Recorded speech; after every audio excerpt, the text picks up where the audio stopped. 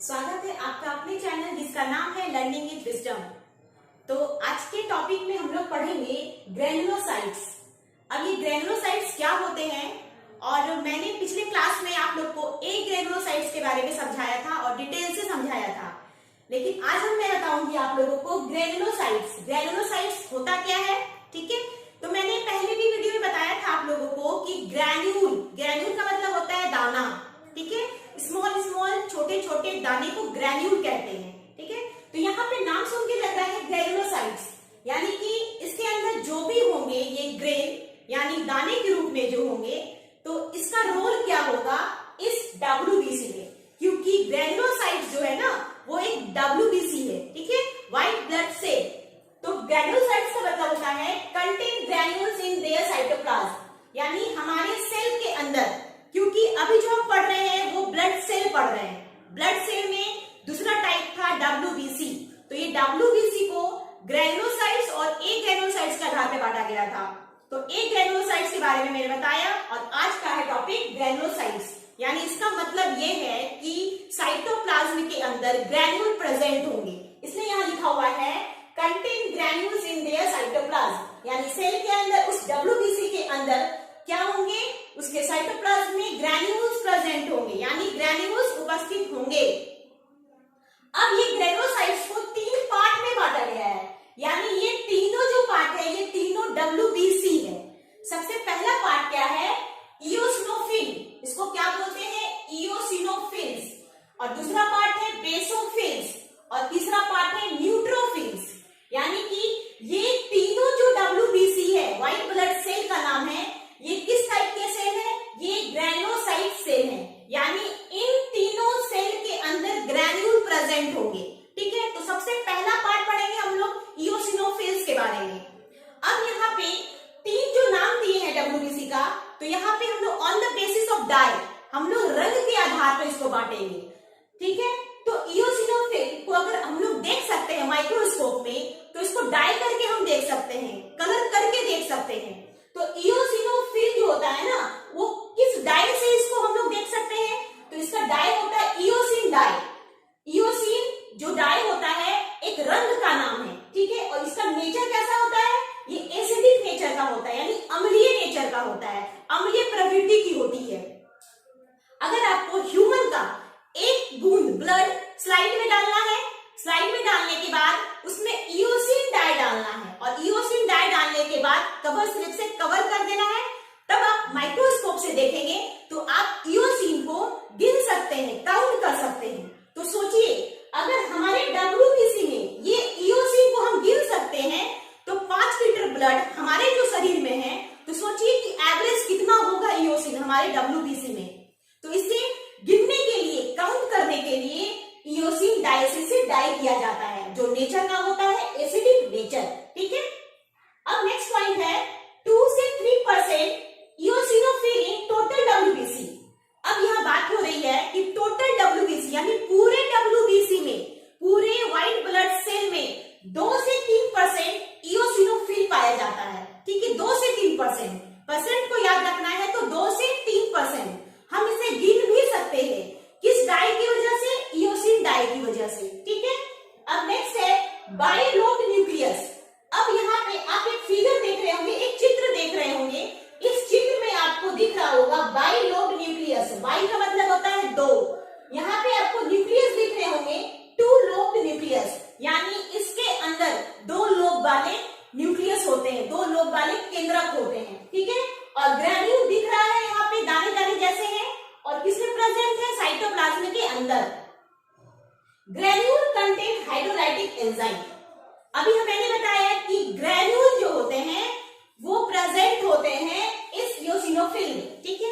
अब ये ग्रैन्यूल्स अपने अंदर क्या समाहित करके रखेंगे, क्या कंटेन करके रखेंगे, तो ये ग्रैन्यूल्स के अंदर एक टाइप का एंजाइम पाया जाता है, और उस एंजाइम का नाम होता है हाइड्रोलाइटिक एंजाइम। हाइड्रोलाइटिक, लाइटिक का मतलब होता है तोड़ना फोड़ना, यानी इससे ये पता चल रहा है कि इस WBC के अंदर, यानी इस इओसिनोफिल के अंदर अगर ग्रैन्यूल प्रेजेंट है, तो उस ग्रैन्यूल के अंदर कौन से एंजाइम पाए जाएंगे, हाइड्रोलाइटिक एंजाइम। और ये हाइड्रोलाइटिक एंजाइम का क्या काम होता है, ये तोड़ फोड़ का काम करते हैं, यानी बैक्टीरिया को अगर मान लीजिए कोई फॉरिजन पार्टिकल हमारे बॉडी के अंदर इंटर करता है तो उसको ये क्या करते हैं, तोड़ते फोड़ने का काम करते हैं, क्योंकि लाइटिंग का मतलब ही होता है तोड़ना। हाइड्रोलाइटिक एंजाइम यानी ये ग्रेन्यूल से एंजाइम निकल करके उस बैक्टीरिया की तोड़फोड़ करते हैं। ठीक है, क्लियर है। अब नेक्स्ट है number of eosinophils during allergic condition such as asthma and hay fever. अब ये इओसिनोफिल हमारे बॉडी में है तो ये क्या काउंस करते हैं, ये एलर्जी काउंस करते हैं। अगर हमारे शरीर में एलर्जी होता है तो इस WBC को पहले पता चलता है कि हमारे शरीर में एलर्जी है और ये एलर्जी होने का कारण भी करते हैं। मान लीजिए हमारे शरीर में एलर्जी हो गया किसी कारण से, तो इसका लेवल यानी इओसिनोफिल का लेवल अगर हमारे शरीर में बढ़ जाएगा तो क्या होगा, एलर्जिक रिएक्शन ज्यादा प्रोड्यूस होंगे हमारे बॉडी में। तो इससे क्या होगा, इसका लेवल बढ़ने से होगा। जैसे कि आपने सुना होगा या बहुत से लोग कहते हैं कि सुबह उठने के बाद आंखों से पानी आता है, फिर नाक से जो नेजल कैविटी होता है वो सूज जाता है, छींक आती है, फिर नाक बहता है। तो ये सारे कंडीशन, इसको बीमारी नहीं बोलेंगे, ये एक सिम्टम है, एक लक्षण है। तो किसका लक्षण है, ये एलर्जी का लक्षण है। तो मोस्टली लोगों में, अधिकांश लोगों में ऐसा पाया जाता है कि सुबह में उठते के साथ ही वो छींकने लगते हैं, उनकी आंखों से पानी आने लगता है, नाक बहने लगता है। तो ये बीमारी नहीं होती है, आपको याद रखनी है, ये बीमारी नहीं है, ये एक सिम्टम है और ये सिम्टम एलर्जी के कारण होता है। ठीक है, तो ये कब होता है, जब इओसिनोफिल हमारे शरीर में ज्यादा हो जाता है, इसका लेवल बढ़ जाता है तो अपने आप शरीर में एलर्जी होने लगता है। ठीक है, तो ये एलर्जी का कारण है इओसिनोफिल। ठीक है, जैसे कि आपने सुना होगा कि इओसिनोफिलिया ये एक बीमारी नहीं है, एक सिम्टम है। इओसिनोफिलिया,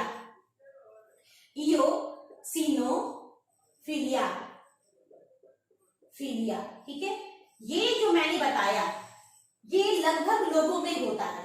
ये इओसिनोफिलिया नाम का जो सिम्टम है, ये जो लक्षण है, वो किसी को साल भर भी हो सकता है, किसी को लाइफ टाइम भी हो सकता है, किसी को 2 महीने के लिए भी हो सकता है। यानी ये क्या है, इससे पता चल रहा है कि उस इंसान को, उस ह्यूमन को एलर्जी है। तो एलर्जी किसी भी कारण से हो सकता है, चाहे वो नाकों से, चाहे वो मुंह से, चाहे वो आंखों से।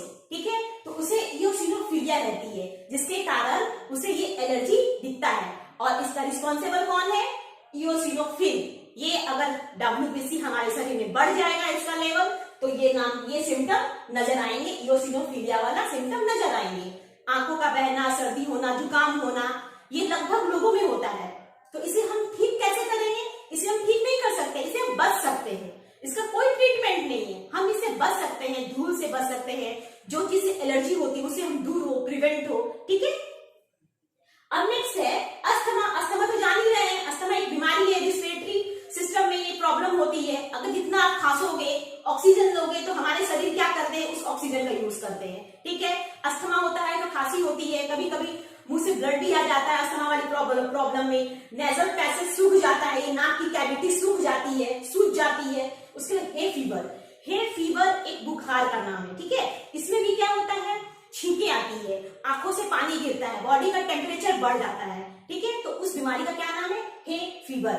अब है help in dissolving blood clot. और ये इओसिनोफिल क्या करता है ना, ब्लड को क्लॉट, जो ब्लड क्लॉट कर जाते हैं, जो खून थक्का बन जाते हैं, उसको डिसॉल्व करने में मदद करते हैं, ताकि वो थक्का ना बने, वो क्लॉट ना हो, ब्लड उसको डिसॉल्व कर दे, उसको मिला दे, ब्लड में ही मिला दे। इसलिए ये इओसिनोफिल उसमें हेल्प करते हैं। ठीक है, कॉरस्पॉन्ड टू लाइसोसोम। ये जो इओसिनोफिल है ये लाइसोसोम की तरह ही काम करता है। लाइसोसोम नाम में सुना होगा, लाइसोसोम को हम लोग सोसाइटल बैग के नाम से जानते हैं, आंख में हत्था की थैली के नाम से जानते हैं, जो हमारे सेल में प्रेजेंट होता है। ठीक है, तो ये जो काम करता है, इसका जो फंक्शन होता है इओसिनोफिल का, वो लाइसोसोम की तरह ही होता है, लगभग मिलता है इसका काम।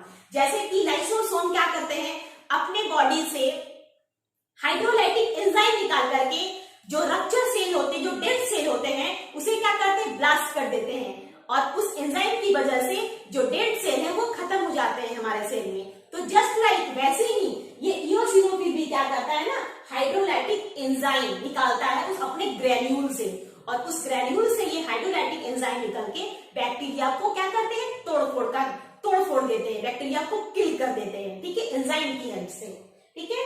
इसलिए हम लोग क्या कहते हैं इसको, नॉन फेगोसाइटिक। नॉन फेगोसाइटिक कहने का मतलब है कि इयोसिनोफिल अपने आप बैक्टीरिया वायरस को इनगल्फ नहीं करता है, ये किसकी मदद लेता है, अपने ग्रेन्यूल की मदद लेता है, और उस ग्रेन्यूल से जो एंजाइम निकलते हैं वो एंजाइम बैक्टीरिया वायरस को किल करने में मदद करते हैं, इसलिए नॉन फेगोसाइटिक होता है नेचर में, ठीक है स्टूडेंट्स। ये आप क्लियर हो गए होंगे पढ़ करके।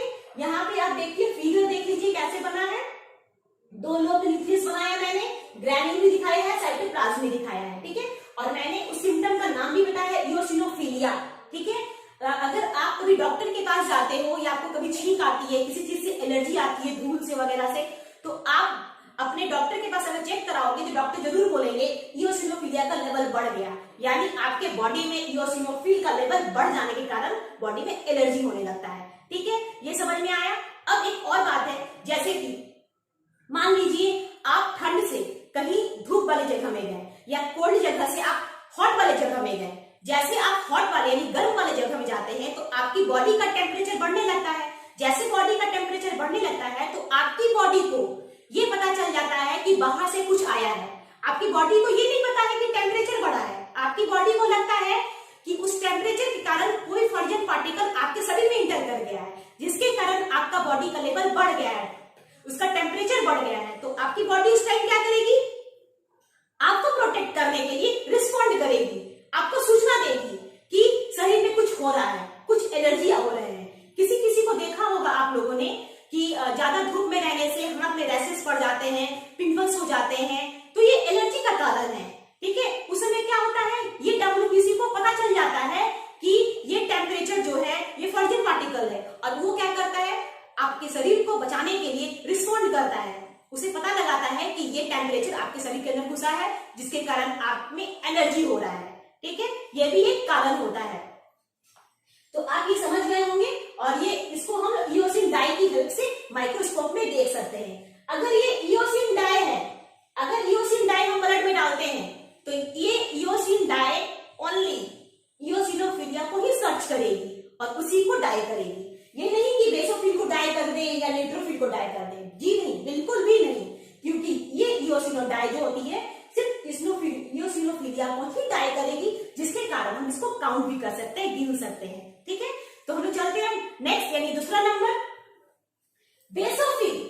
बेसोफिल जो है ये भी क्या होते हैं, ये भी डब्ल्यूबीसी है, ठीक है। अब इसको पढ़ेंगे हम लोग कि डाई के आधार पर, on the basis of colour के आधार पर इसको हम लोग कैसे देख सकते हैं माइक्रोस्कोप में, आखिर कौन सा कलर होगा, कौन सा डाई होगा। तो हीमोजैलिन डाई, ब्लड में हीमोजैलिन डाई अगर आप डालते हैं तो क्या कर सकते हैं हम लोग, बेसोफिल को देख सकते हैं कि हमारे डब्ल्यूबीसी में बेसोफिल कितने नंबर में है, कितने परसेंट में है, ठीक है। तो ये कैसा नेचर का होता है, बेसिक नेचर का होता है, ठीक है, ये क्षारीय नेचर का होता है। लेकिन हम अगर बात किए इयोसिनोफिल की, तो इसका जो नेचर होता है एसिडिक होता है, अम्लीय नेचर का होता है, और ये बेसिक नेचर का होता है, यानी क्षारीय नेचर का। अब डब्ल्यूबीसी यानी टोटल डब्ल्यूबीसी में इसका परसेंटेज कितना होता है, 0 से 1%। देख के लग रहा है सबसे कम परसेंट में, सबसे कम टोटल डब्ल्यूबीसी में यानी कुल डब्ल्यूबीसी में सबसे कम नंबर किसका है, 0 से 1%, ये बेसोफिल का है, यानी नंबर के आधार पे ये बहुत कम है, परसेंटेज के आधार पे भी बहुत कम है, ठीक है। न्यूक्लियस इज जनरली 3 लोब, इसके जो न्यूक्लियस होते हैं वो 3 लोब के होते हैं, 1 लोब, 2 लोब, 3 लोब, ठीक है, यानी इसके 3 लोब होते हैं न्यूक्लियस में।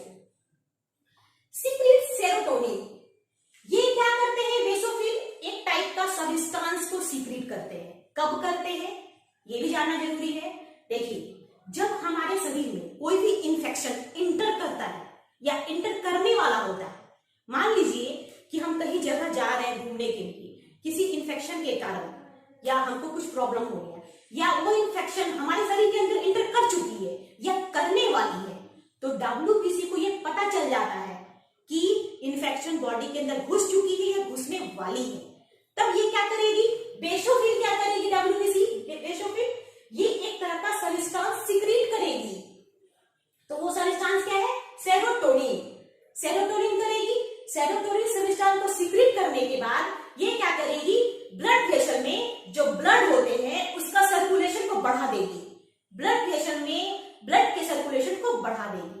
मान लीजिए कहीं आपको चोट लगी है, ठीक है, इंजरी हुई है, तो वहां पे क्या होगा, जब जैसे ही ब्लड का सर्कुलेशन बढ़ेगा WBC वहां पहुंच जाएगी। तो वहां पे कोई भी टाइप की WBC पहुंच सकती है। इसके सीक्रेट करने का एक ही मतलब होता है कि ज्यादा से ज्यादा संख्या में WBC इकट्ठा हो जिस जगह पे इंजरी हुई है, जिस जगह पे इंफेक्शन हुआ है, ठीक है। तो वो WBC कोई भी हो सकती है, ईओसिनोफिल भी हो सकती है, न्यूट्रोफिल भी हो सकती है। ईओसिनोफिल की तो बात कम करेंगे, लेकिन हम न्यूट्रोफिल की बात कर सकते हैं कि वो WBC वहां तक पहुंच जाए, ठीक है। इसलिए ये बेसोफिल क्या करेगी, सेरोटोनिन को सीक्रेट करेगी, अब ब्लड का सर्कुलेशन लेवल बढ़ा देगी, जिसके कारण सारे WBC वहां तक पहुंच जाएंगे और उनको पता चल जाएगा कि शरीर में इंफेक्शन एंटर कर चुका है, एंट्री ले चुका है, ठीक है। अब नेक्स्ट है हिपेरिन एंड एंटीकोगुलेंट। इसके अलावा और एक सब्सटेंस को सीक्रेट करेगी जिसका नाम है हिपेरिन। हिपेरिन क्या होता है, मान लीजिए किसी जगह में चोट लगती है, इंजरी होती है, तो वहां का ब्लड क्लॉट नहीं करना चाहिए, तो हिपेरिन ज्यादा से ज्यादा सीक्रेट करेगी ताकि ब्लड क्लॉट ना करे। ब्लड को क्लॉट होने से बचाने के लिए एंटीकोगुलेंट का काम करती है ये हिपेरिन। ये एक सब्सटेंस है जो ये बेसोफिल सीक्रेट करती जाएगी, ठीक है, ताकि वहां का ब्लड क्लॉट ना हो, उस इंजरी वाली पार्ट में ब्लड क्लॉट ना हो, एंटीकोगुलेंट वाला पार्ट करेगी, ठीक है। उसके बाद नेक्स्ट कौन सा सब्सटेंस सीक्रेट करेगी, हिस्टामिन। हिस्टामिन भी एक सब्सटेंस है और ये बेसोफिल क्या करती है, इसको सीक्रेट करती है। मान लीजिए जिसी जगह हमें चोट लगी है, इंजरी हुई है, तो वहां का जगह बहुत रेड हो जाता है। रेड इतनी रेड हो जाती है कि वहां अगर छुएंगे आप तो वहां का टेम्परेचर भी हाई होता है, प्रेशर हाई होता है, टेम्परेचर छूने पे वहां गर्म फील होता है, क्यों, और वहां रेड भी ज्यादा हो जाता है। तो इसका क्या मतलब है, यहाँ पे ज्यादा से ज्यादा हिस्टामिन सीक्रेट हो रही है, और हिस्टामिन जितना सीक्रेट होगी वहां पे चोट लगे वाले जगह पे वहां पे रेड ज्यादा हो जाएगा। जितना रेड होगा वहां पे पता चलेगा कि WBC फाइट कर रही है, यानी सारे WBC वहां पे जाके इकट्ठे हो जाएंगे और उस चोट से लड़ेंगे, फाइट करेंगे। अगर आपकी बॉडी में फाइट हो रहा है तो ये बहुत अच्छी बात है। तो इससे पता चल रहा है कि आपके शरीर के अंदर बीमारी से हमारे WBC लड़ रहे हैं। अगर फाइट नहीं हो रहा है तब तो कुछ गड़बड़ी है, यानी कुछ गड़बड़ी है, इसलिए हमारे शरीर के अंदर फाइट नहीं हो रहा है। अगर फाइट होती है तो अच्छी बात है, हमें पता चलता है कि हमारे शरीर के अंदर भी हमारे जो ब्लड के सेल है वो काम कर रहे हैं, WBC काम कर रहे हैं, हमें बचा रहे हैं, ठीक है। एक केमिकल इन्वॉल्व इन इन्फ्लामेशन, यानी इन्फ्लामेशन का मतलब जहां पे आपको चोट लग जाती है, इंजरी होती है, तो उस जगह पे ये हिपेरिन, हिस्टामिन को सीक्रेट करते हैं ताकि वहां का जगह जितना रेड हो जाए और वहां का टेम्परेचर हाई हो जाए और उस WBC को पता चल जाए। जो WBC वहां तक पहुंच नहीं पाए तो वो ज्यादा से ज्यादा WBC वहां तक पहुंचेंगे और वहां फाइट करेंगे ताकि आपकी इंजरी जल्दी ठीक हो जाए, ठीक है। नेक्स्ट है मोर इफेक्टिविटी, यानी ये सबसे ज्यादा इफेक्टिव होता है, सबसे ज्यादा काम करता है। इसलिए काम करता है क्योंकि बेसोफिल 3 तरह के सब्सटेंस को सीक्रेट करते हैं, ठीक है, हमें बचाने के लिए, हमारे बॉडी को बचाने के लिए, ठीक है। नेक्स्ट है कॉरस्पॉन्डिंग टू मास्ट सेल, ये मास्ट सेल की तरह काम करता है। मास्ट सेल क्या होता है, मास्ट सेल एक तरह का WBC ही होता है और ये कहाँ प्रेजेंट होते हैं, ये हमारी स्किन के नीचे, हमारे लंग्स में, हमारे लिम्फ में, हमारे नर्व में, वहां पे प्रेजेंट होते हैं ये मास्ट सेल, और ये मास्ट सेल की तरह ही लगभग काम करता है, ठीक है। और आप यहाँ पे देख रहे होंगे इसका फिगर, 3 लोब न्यूक्लियस से, ग्रैन्यूल से और साइटोप्लाज्म है। तो ये भी एक तरह से क्या होता है, नॉन फेगोसाइटिक होता है, क्योंकि ये भी क्या करेंगे, एंजाइम निकाल करके बैक्टीरिया को किल करेंगे, ठीक है, और सब्सटेंस की हेल्प से वहां की इंजरी को ठीक करने में मदद करेंगे, ठीक है। अब नेक्स्ट है न्यूट्रोफिल। न्यूट्रोफिल का लेवल कितना होता है WBC में, और न्यूट्रोफिल को डाई करने के लिए उस डाई का क्या नाम है, उस डाई का नाम है मिथाइलिन ब्लू, और ये किस नेचर को होता है, न्यूट्रल नेचर का, ना ही वो एसिडिक होता है ना ही वो क्षारीय, एसिडिक यानी ना ही अम्लीय ना ही क्षारीय नेचर का होता है, वो न्यूट्रल होता है, यानी उदासीन नेचर का होता है, उदासीन प्रवृत्ति की होती है ये न्यूट्रोफिल, ठीक है। मिथाइल ब्लू जो नाम है, मिथाइलिन ब्लू एक डाई का नाम है। अगर ब्लड में आप एक बूंद ब्लड में ये मिथाइलिन ब्लू डाल करके कवर स्लिप लगा करके माइक्रोस्कोप से देखेंगे तो मिथाइलिन ब्लू दिखाई देगा कि कितने परसेंट में है WBC में। ठीक है, हमारे WBC में कितने परसेंट में प्रेजेंट है। तो 60 to 65 of the total WBC। आपको यह लग गया होगा कि eosinophils एंड बेसोफिल के कंपेयर में सबसे ज्यादा WBC में अगर प्रेजेंट होते हैं तो न्यूट्रोफिल प्रेजेंट होते हैं। मोस्ट अबेंडेंट 60 to 65% प्रेजेंट होते हैं ये हमारे WBC में। ठीक है, व्हाइट ब्लड सेल में। मल्टीन्यूक्लिएटेड लोब, इसके जो लोब होते हैं, न्यूक्लियस होते हैं, वो मल्टीन्यूक्लिएटेड होते हैं, यानी कि 3 से ज्यादा, 4 से ज्यादा, 5 से भी ज्यादा हो सकता है। जैसे हमने बनाया है 1 2 3 4 5, यानी जो न्यूक्लियस है पेंटागोनल भी हो सकता है। ठीक है, यानी वो 2 से ज्यादा है, 3 से ज्यादा है, तो उसे मल्टीन्यूक्लिएटेड भी कह सकते हैं। ठीक है, अब नेक्स्ट है first line defence. First line defence का मतलब क्या कहा गया है यहाँ पे न्यूट्रोफिल्स का। हमारे शरीर में जब WBC हमारे एलर्जी तक पहुंचती है, अगर हमें एलर्जी होता है तो WBC को पहले पता चलता है कि शरीर में इन्फेक्शन एंट्री कर चुका है, तो उससे लड़ने के लिए क्या करती है, सभी को बुलाती है, सारे WBC को एक साथ बुलाती है। तो बुलाने के लिए वहां की जगह को संभालने के लिए कोई तो होना चाहिए। तो जगह को कौन संभालती है, ये पैरिसी न्यूट्रोफिल, यानी न्यूट्रोफिल का काम क्या होता है, उस मोर्चे को संभालना, उस जगह को संभालना। वो बस बैठ के मोर्चा संभालती है, बस देखती है कि कौन कौन WBC क्या कर रहे हैं। क्योंकि इनका कहना है, ये न्यूट्रोफिल का कहना है कि मैं कोई भी इन्फेक्शन को अपने एंजाइम से नहीं मारूंगी, मैं डायरेक्ट उसे खा जाऊंगी, ये डायरेक्ट उसे इनगल्फ कर लूंगी। जब इनगल्फ कर लूंगी तो मर जाएगा, जब सेल रहेगा वो डेड है तो मैं उसे खा जाऊंगी डायरेक्ट, उसको मैं एंजाइम की हेल्प से नहीं मारूंगी, मैं खुद ही खा जाऊंगी। ठीक है, इसका यही कहना है। इसलिए ये सिर्फ मोर्चा संभालती, देखती है कि कौन सा WBC क्या करता है। और ये क्या करती है, फेगोसाइटिक नेचर की होती है। फेगोसाइटिक मतलब कि कोई भी फॉरेन पार्टिकल बॉडी के अंदर इंटर करते हैं या इन्फेक्शन हो, चाहे बैक्टीरिया हो, तो उसको क्या करती है, किल करने के लिए डायरेक्ट उसे खा जाती है या इनगल्फ कर देती है, अपने बॉडी के अंदर उसे पचा लेती है। ठीक है, इसका यही काम होता है। लेकिन इन दोनों का जो नेचर था वो नॉन फेगोसाइटिक था, ये अपने ग्रैन्यूल्स के एंजाइम की हेल्प से उसको किल कर देते। बट ये न्यूट्रोफिल है, वो एंजाइम्स की हेल्प से किल नहीं करते हैं, ये डायरेक्ट उसे इनगल्फ कर जाते हैं, बॉडी के अंदर समा करके उसे पचा लेते हैं। ठीक है, तो यहाँ तक आपको समझ में आ गया होगा। ये न्यूट्रोफिल का फिगर है, ग्रैन्यूल भी मैंने दिखाया है, मल्टीलोब न्यूक्लियस साइटोप्लाज्म दिखाया गया है। कि आशा करती हूँ कि आप सभी स्टूडेंट्स को या जो भी भाई लोग बहन लोग जो भी देख रहे हैं यहाँ पे मेरी वीडियो को, तो मैं आशा करती हूँ कि आपको ये वीडियो जरूर समझ में आया होगा।